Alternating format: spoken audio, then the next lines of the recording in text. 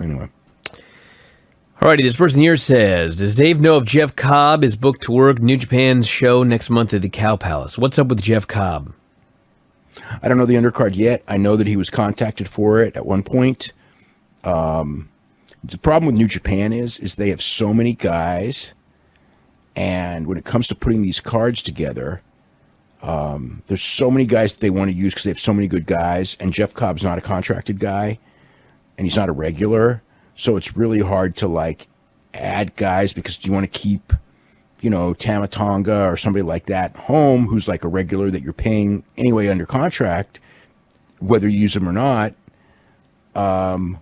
or, you know, pay extra to bring in a guy who, you know, you don't even use. So I don't know the answer to that yet. Hopefully we'll get, by the way, the G1, I don't know the exact days. I have to look it up, but the G1 line are going to be announced. Oh God, like there's two. They're going to have. They're going to first announce the participants in the blocks. Then they're going to announce like the key matches, and they'll announce the whole card. But it's all going to be over the next.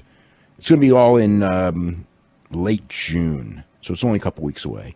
So anyway. This person here says, given the momentum of New Japan, do you ever see a scenario where they would pay enough to bring Brock Lesnar back, especially given the way that he left? No, I do not see that happening. Brock doesn't want to go there. I don't think they want to pay him to come back. I don't think it's a good fit. I think that I think Brock would be interesting there, but the reality is that what they do now has way surpassed Brock as far as ability goes. I mean, it really has. You know, and I think Brock's very talented, but they're, you know, they've just way surpassed him. It's just a different level of ball game now.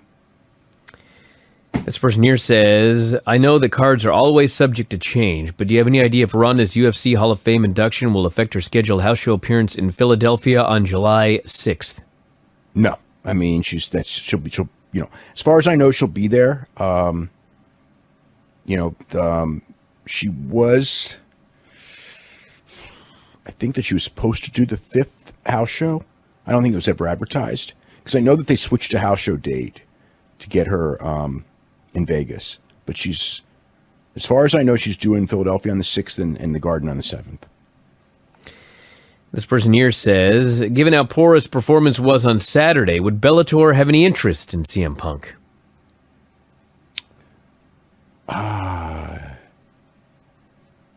They might. Running there. They might. I don't know. This person here says, with the wins of Chris Jericho and Kenny Omega on the same night, along with the commentary of Don Callis, Winnipeg has become a spot on the map for wrestling greats. Does Dave know any history on the history of pro wrestling in Winnipeg? Did any promotion ever find success running there? AWA was very successful there in the 60s and the 70s, and you know, it was a very strong market. One of Vern Gagne's first strong markets outside of Minneapolis, actually, when Vern and Kiniski were wrestling there, and they had really famous feud with superstar Billy Graham and Wahoo McDaniel in the early 70s. They were, you know, of course, the early 70s, everything was doing business in the AWA.